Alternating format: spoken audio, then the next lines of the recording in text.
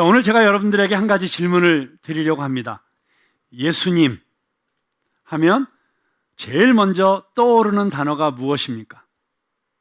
예수님 하면 어떤 단어가 제일 먼저 떠오르세요? 십자가. 또요? 사랑. 또요? 믿음. 희생. 구원. 다 이렇게 정말 좋은 단어들이 떠오르시잖아요. 자, 그런데 그 예수님이 화도 내셨을까요? 책망도 하셨을까요? 분노도 하셨을까요? 저주도 하셨을까요? 저주를 하신 것 같기도 안 하신 것 같기도 하고. 근데 성경에 보면 화 있을진저. 오늘 이 무화과 나무를 향해서 다시는 내가 열매를 못 맺을 거다. 이거 엄청난 저주잖아요. 자, 분노, 저주, 책망, 예수님하고 잘 안 어울리는 것 같은데, 그런데 놀랍게도 오늘 우리가 읽은 본문에서는 바로 그런 단어들로 표현할 수 있는 예수님이 등장하시고 계십니다. 예수님이 이 땅에 오신 이야기를 우리는 복음이라고 합니다. 복음이 무슨 뜻이죠? 복된 소식, 좋은 소식. 헬라어로는 유앙겔리온이라고 하죠. 유앙겔리온은 어떤 단어냐면, 황제가 아이를 낳을 때 국민들에게 황제가 아이를 낳았어요 하고 알리고 다니는 걸 유앙겔리온이라고도 했고요. 그리고 전쟁터에 나간 군인들이 승리했을 때 병사가 달려와서 우리가 이겼습니다 라고 소리칠 때 그런 것을 유앙겔리온이라고 했습니다. 그러니까 좋은 소식인 것이죠. 그 소식 때문에 우리의 삶이 바뀔 수 있고, 그 소식 때문에 우리가 더 행복한 삶을 살 수 있게 되는 그런 소식들을 유앙겔리온이라고 했는데, 그게 복음입니다. 자, 그런데 이 복음은 양면성을 가지고 있습니다. 이 복음을 받아들이고 믿는 사람에게는 좋은 소식인데, 이 복음을 거절하는 사람에게는 심각한 도전이 되고 불행한 소식입니다. 복음의 내용이 무엇입니까? 예수님을 믿고 예수님을 영접하면 우리가 하나님의 자녀가 되고, 예수님께서 우리의 모든 죄를 다 사하여 주시고 용서해 주시고 우리는 구원받고 천국을 갑니다. 좋은 소식이죠. 자, 근데 이 얘기를 거꾸로 뒤집으면 어떻게 될까요? 예수 안 믿으면 구원받지 못하고 용서받지 못하고 비참한 삶을 살다가 지옥에 갈 수밖에 없다. 거꾸로 뒤집으면 심각한 도전이죠. 그동안 우리가 시편을 공부했습니다. 시편 5권 중에 첫 번째 권을 저희가 다 공부했는데, 그 첫 번째 권의 주제가 뭐라 그랬죠? 여호와께 피하는 자는 복이 있다. 근데 이것도 거꾸로 뒤집으면 어떻게 됩니까? 여호와께 피하지 않는 자들은 망할 것이다. 의인의 길은 형통한다고 했고 악인의 길은 망한다고 했습니다. 복음은 양면성을 가지고 있습니다. 예수님께서 이 땅에 오신 이유도 양면성을 가지고 있습니다. 오늘 우리가 함께 읽은 성경 본문 말씀은 그런 면에서 우리에게 너무나도 중요한 가르침을 주는 말씀입니다. 예수님께서 예루살렘 성전으로 가시다가 길거리에서 무화과 나무를 보셨습니다. 거기에 열매가 있으면 따서 먹으시려고 했는데 잎사귀는 무성한데 열매가 없었습니다.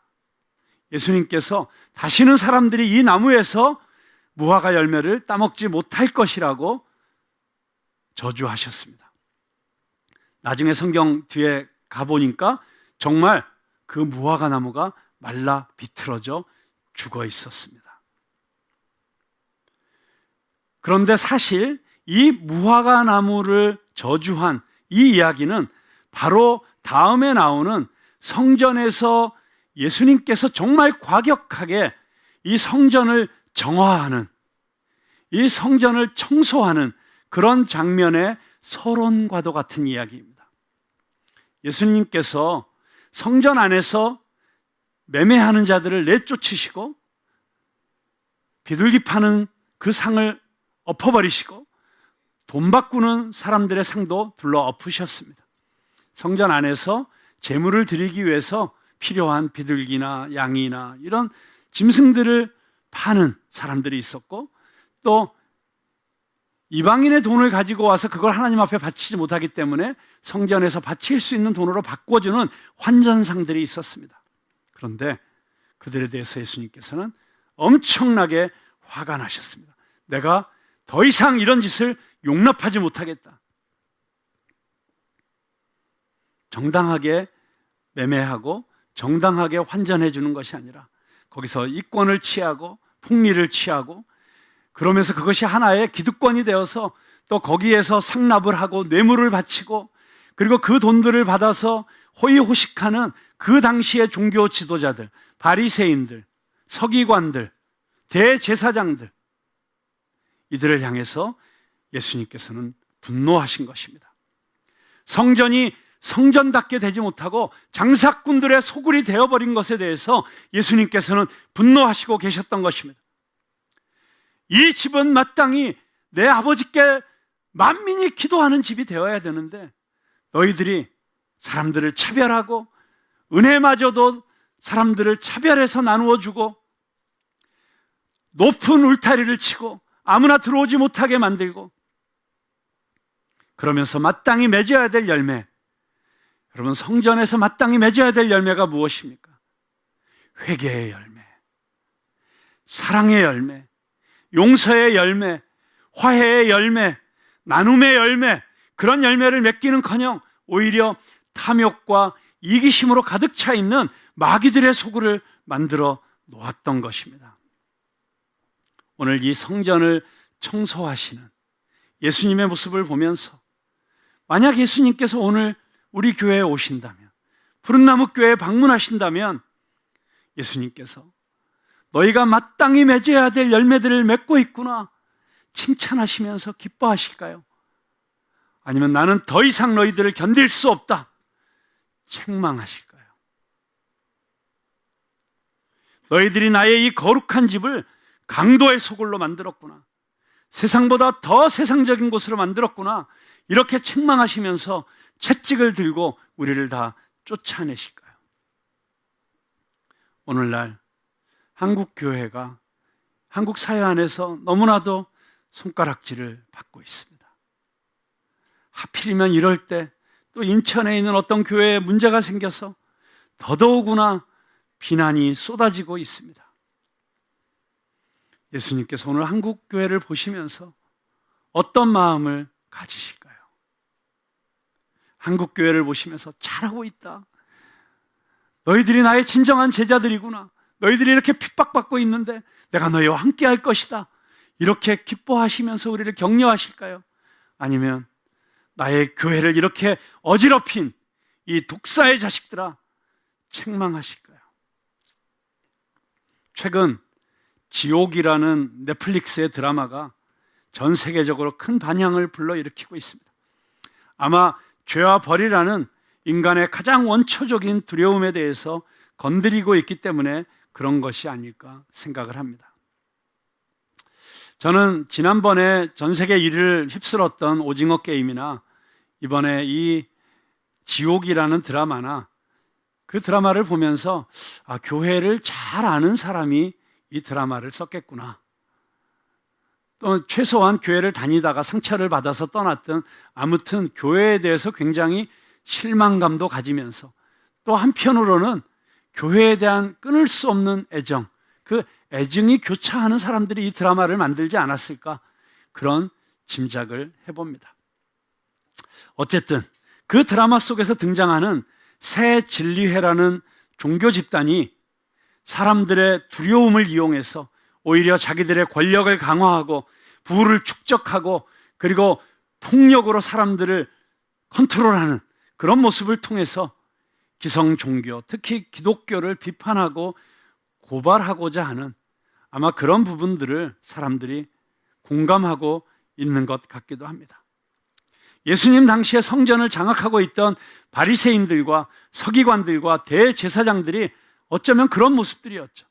그래서 제사 드릴 때 써야 될 성물들을 팔면서 막대한 이익을 취하고, 환전하면서도 막대한 이익을 취하고, 그렇게 가난한 백성들을 조폭들처럼 종교라는 이름으로, 하나님이라는 명분으로 착취하고 못 살게 구는 그런 모습을 예수님께서는 더 이상 지켜보실 수가 없었죠. 이제 그만! 나는 더 이상 참을 수가 없다. 이 대목에서 엉뚱하게도 저희들이 어렸을 때 엄청나게 좋아했던 만화 영화가 떠오릅니다. 아마 지금 이곳에 계신 여러분들 중에 그 만화를 기억하시는 분들이 꽤 있으실 거라고 생각을 합니다. 뽀빠이. 기억나세요? 뽀빠이 더 세일러맨, 뽀빠이 더 세일러맨, 따다다다다다다다단딴. 뽀빠이 더 세일러맨. 기억나시죠? 네, 어떤 내용이죠? 뽀빠이에게 여자친구가 있었어요. 그 여자친구의 이름이 올리브 오일. 근데 이 올리브가 엄청 인기가 있었어요. 근데 그 마을에 이 올리브를 뒤따라다니면서 완전히 스토킹을 하는 못된 인간이 있었죠. 이름이 뭐였죠? 브루터스. 예. 그 브루터스가 이 올리브를 못 살게 굴면 처음에는 뽀빠이가 저러다 말겠지 하고 참는데, 더 이상 참을 수 없는 지경이 되면 그때 뽀빠이가 외치는 말이 있습니다. 뭐라고 외치죠? That's all I can stand. I can't stand no more. 이제 그만! 나는 더 이상 참을 수가 없어. 나는 더 이상 이 상황을 견딜 수가 없어. 그러면서 뭘 하죠? 탁! 잡으면 갑자기 시금치 통조림의 뚜껑이 열리면서 시금치가 쏟아져 들어가면 오른쪽 근육이 이렇게 부풀어 오르면서 엄청난 파워가 생겨서 한 방에 브루투스를 날려보내는, 그 만화 영화 다 기억하시죠? 그 당시에 미국 농수산물협회가 시금치가 갑자기 너무 많이 생산됐는데 이거를 지금 빨리 팔지 못하면 다 폐기 처분해야 되니까 이 시금치를 빨리 소비하기 위해서 이 영화를 의뢰해서 제작을 했다는 그런 얘기가 있습니다만, 어쨌든 우리도 그 덕분에 시금치 많이 먹었죠. 그리고 시금치만 먹으면 건강해져, 시금치만 먹으면 저렇게 힘이 세져, 뭐 그렇게 생각하면서 시금치를 열심히 먹었습니다. 근데 이 영화에서 정말 중요한 건 이거죠. 이제 그만! 나는 더 이상 참을 수가 없어. 여기까지야. 난 더 이상 못 참겠어. 더 이상 두고 볼 수 없어. 이 상태로 계속될 수는 없어. 그런데 놀라운 사실은 성경 속에서 하나님께서 불러서 써주신 많은 사람들이 이 뽀빠이와 똑같은 마음으로 그 마음 속에서 거룩한 분노, 거룩한 불만족이 일어났을 때, 그때 그 마음이 하나님의 마음 속에 있는 거룩한 불만족, 거룩한 분노와 맞닿아졌을 때, 그때 스파크가 일어나면서 하나님께서 그 사람을 통해서 놀라운 일을 행하시고 기적을 베푸시고 새 역사를 시작하셨다는 것입니다. 예수님이 그 원조 모델이시라고 할 수 있습니다. 예수님께서 왜 이 땅에 오셨습니까? 하나님의 마음에 불만족이 있었습니다. 아니, 분노가 있었습니다. 하나님의 형상을 따라서 인간을 창조하셨고 그 인간들과 아름다운 교제를 하시고 싶었는데 죄가 인간에게 들어오면서 그 관계가 깨어져 버렸습니다. 그리고 가장 풍성하고 아름다운 삶을 살아야 되는 인간들이 죄로 인해서 무너지고 망가지고 비참하게 살고 있는 모습을 하나님께서는 더 이상 보고 있을 수가 없었습니다. 어느 날 하나님께서 탄식하십니다. 내 마음이 아프다. 내가 사랑하는 인간들이 죄로 인해서 저렇게 죽어가는 것을 더 이상 지켜볼 수가 없다. 그런데 그 하나님의 마음, 그 하나님의 아픔, 그것을 동일하게 느끼셨던 성자 예수님께서 하나님께 이렇게 이야기하십니다. 아버지, 나를 보내주십시오. 바로 그 대화로부터 구원의 역사가 시작되었습니다. 여러분이 한번 그 하나님과 예수님이 하늘 보좌에서 저 망해가는, 죽어가는 인간들을 바라보시면서 나누었던 그 대화의 장면을 한번 상상해 보시도록 제가 찬양을 하나 들려드리려고 합니다.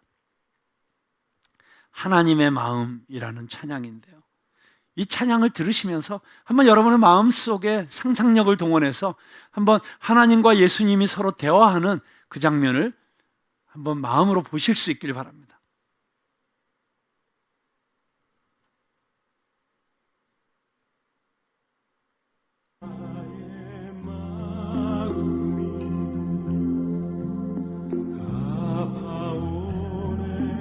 소리 좀 더 크게 해주시고요. 나의 생명, 내 사랑,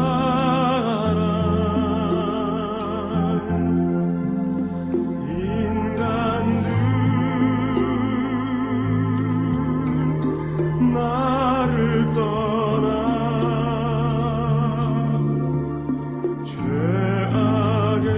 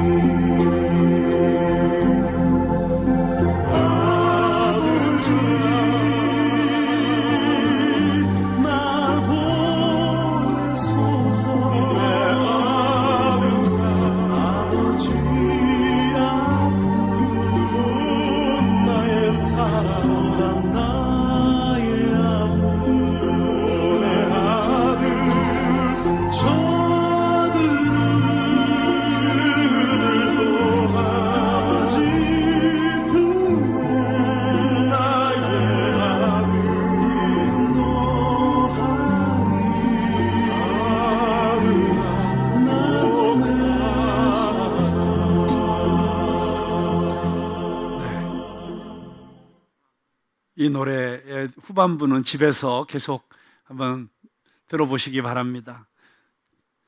이 짧은 노래 안에 하나님의 마음, 예수님의 마음,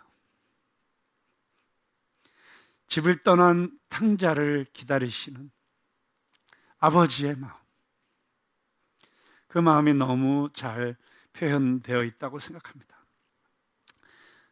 아버지 하나님께서, 성부 하나님께서 저 죽어가는 인간들을 보시며 아파하는 모습을 더 이상 지켜볼 수 없어서 이제 더 이상 이러고 있을 수는 없어, 아버지 절 보내주세요, 제가 내려가겠습니다. 예수님께서 그렇게 결단하심으로 구원의 역사가 시작되었습니다. 예수님처럼 그렇게 그 마음속에 있는 거룩한 불만족, 이 거룩한 분노를 그대로 흘려보내는 것이 아니라 제가 뭐라도 하겠습니다, 저를 써주세요 라고 했던 사람들을 통해서 하나님께서는 하나님의 역사를 이루어 오셨습니다. 여러분, 모세를 보세요. 그는 왕궁에서 편하게 살 수 있었습니다. 그런데 어느 날 자기 동족들이 자기는 이렇게 하나님의 특별한 은총으로 공주의 양자가 되어서 왕궁에서 호의호식하고 있지만 노예 상태로 비참하게 살고 있는 자기 동족들이 어떻게 살고 있는지 살펴보려고 나갔다가 자기의 동료, 자기 동족이 히브리인이 애굽 병사에게 피가 터지고 코가 깨지고 뼈가 부러질 정도로 그렇게 얻어맞고 있는 모습을 보면서 내가 이대로 있을 수는 없어. 그 애국 군인을 말리다가 오히려 싸움이 되어서 그 애국 군인을 쳐 죽이게 되죠. 그 다음 날 또 나갔는데 이번에는 히브리인끼리 동족끼리 싸우고 있는 거예요. 아니, 지금 이 비참한 상황에서 당신들이 서로 돕고 서로 의지가 되고 서로 격려해도 부족할 텐데 어떻게 당신들끼리 싸울 수 있냐고 그를 뜯어 말리다가 당신 어제 애굽 사람 죽인 것처럼 우리도 죽이려고 하느냐, 이 말에 자기가 애굽인을 죽이고 땅에 묻었던 것이 발각됐다는 것을 알고 광야로 도망가지 않습니까? 그런데 그때 그 모세의 마음 가운데 있었던 그 거룩한 분노, 하나님의 백성이 이렇게 비참하게 노예 상태로 사는 걸 나는 더 이상 지켜볼 수가 없어, 내가 뭐라도 해야 되겠어 라고 하는 그 마음을 보셨던 하나님께서 나도 저들의 신음소리를 들었다, 저들의 고통소리를 들었다, 내가 누구를 보내고 싶은데 나의 이 마음을 품고 있는 모세야, 내가 나를 대신해서 가지 않겠니? 그렇게 모세를 불러주심으로 출애굽의 역사가 시작된 것입니다. 다윗을 보십시오. 어린 다윗이 형들에게 전쟁터에 나가 있는 형들에게 도시락을 배달하러 갔더니 말도 안 되는 광경이 벌어지고 있었어요. 저쪽 블레셋 지역에 적장이 나와서 이스라엘 백성들을 조롱하고 있는데 키가 너무 커서 머리가 보이지도 않아요. 아무도 감히 골리앗과 맞서서 싸울 용기를 가진 사람이 없었습니다. 그러니까 기고만장한 골리앗이 하나님의 이름을 조롱하고 있었습니다. 야, 너희 하나님이 어디 있느냐? 너희 하나님이 너희를 지켜준다고? 그러면 누구든지 나와서 날 꺾어봐. 하나님의 이름이 조롱당하는 것을 더 이상 견딜 수 없었던 다윗은 어린 나이였지만 뭘 찾으러 갔죠? 물맷돌을 찾으러 갔습니다.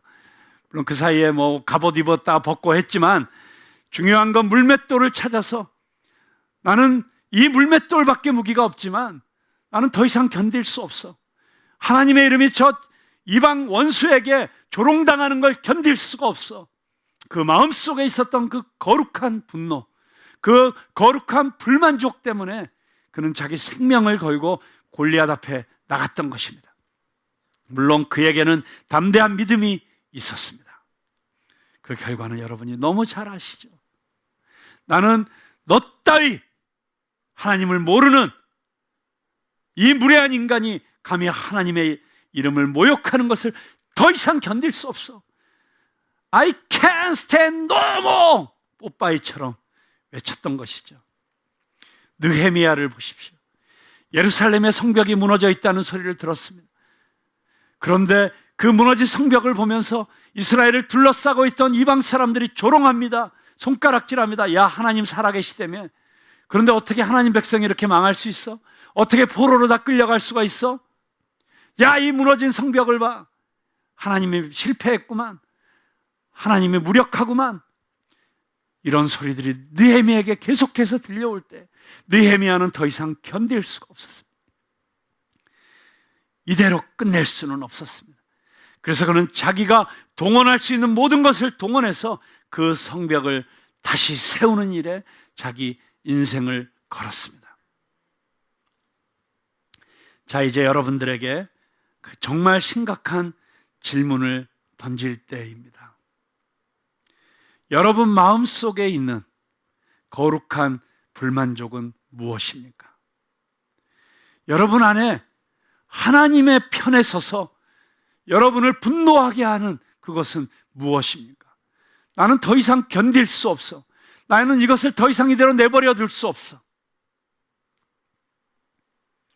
혹시 그런 부담감이 있으십니까? 내 힘으로는 어쩔 수 없는 일이지만, 그러나 이렇게 교회가 무너져가는 걸 볼 수 없어. 이렇게 교회가 세상에서 조롱당하고 있는 걸 난 더 이상 볼 수가 없어. 이렇게 내 가까운 사람들이 하나님을 알지 못하고 죽어가고 있는 걸 볼 수가 없어. 작은 교회들이 코로나 기간 동안에 9,000교회가 문을 닫았다고 합니다. 자기 인생을 걸고 신학을 공부하고 자기 모든 것을 연끌해서 교회를 아마 세웠을 것입니다. 그 개척교회들이. 그런데 이 코로나 때문에 9,000교회가 문을 닫았습니다. 나는 이런 상황을 도저히 더 견딜 수 없어. 예배를 마음껏 드릴 수 없고, 전도도 마음껏 할 수 없고, 교회의 가치를 무너뜨리는 이런 세상의 풍조를 나는 더 이상 견딜 수가 없어. 여러분 마음속에는 어떤 거룩한 불만족이 있으십니까? 누군가는 하루에 몇십만 원, 몇백만 원 명품을 사고 호의호식하고 있는데, 한쪽에서는 하루에 1달러가 없어서 아이들이 죽어가는 이 상황을 나는 견딜 수가 없어.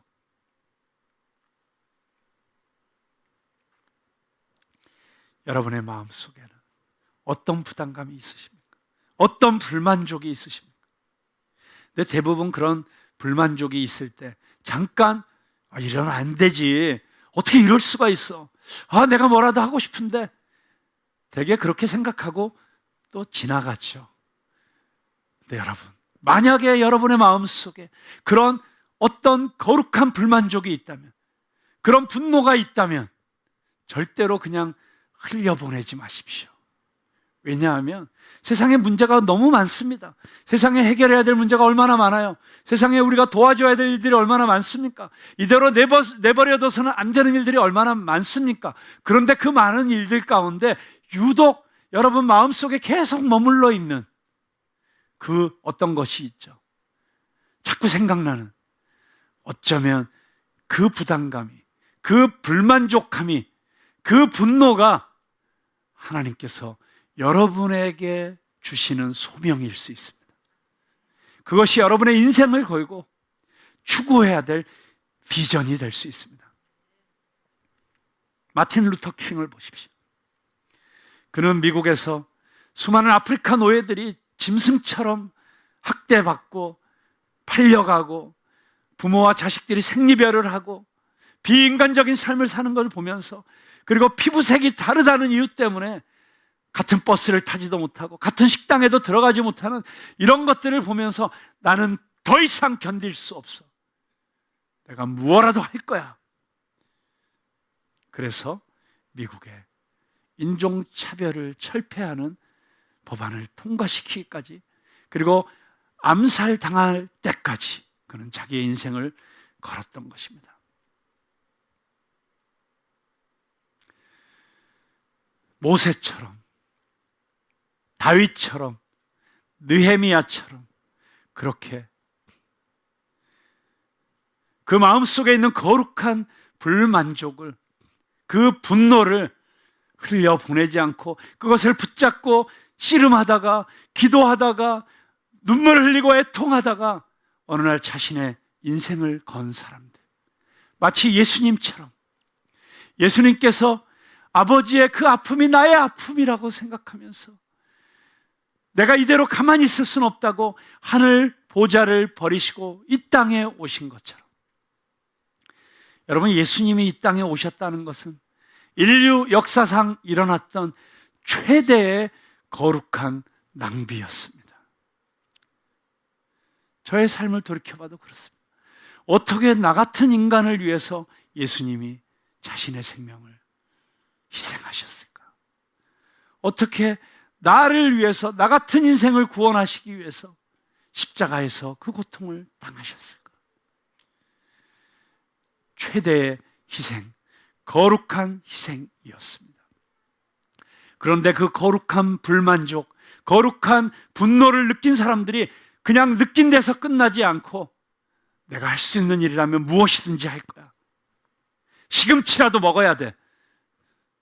그렇게 결단하고 자신의 삶을, 자신의 시간을, 자신의 물질을, 자기가 할 수 있는 그 무엇이든지 주님의 손에 올려드린 사람들을 통해서 교회는 지금까지 하나님의 뜻을 이 땅 가운데 이루는 교회가 되었고, 하나님의 역사는 바로 그런 하나님의 사람들을 인해서 지금까지 펼쳐지고 있습니다.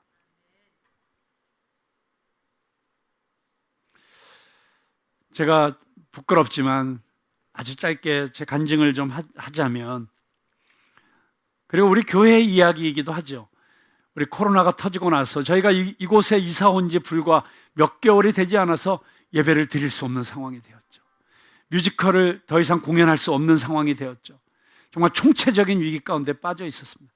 그런데 저희들이 광야에서 내 백성을 위로하라, 그 온라인 콘서트를 하면서 이렇게 찬양을 할 수 없을 때, 모여서 예배 드릴 수 없을 때, 그냥 우리가 빈손 놓고 빈손 들고 있을 수는 없어. 아무것도 안 하고 주저앉아 있을 수는 없어.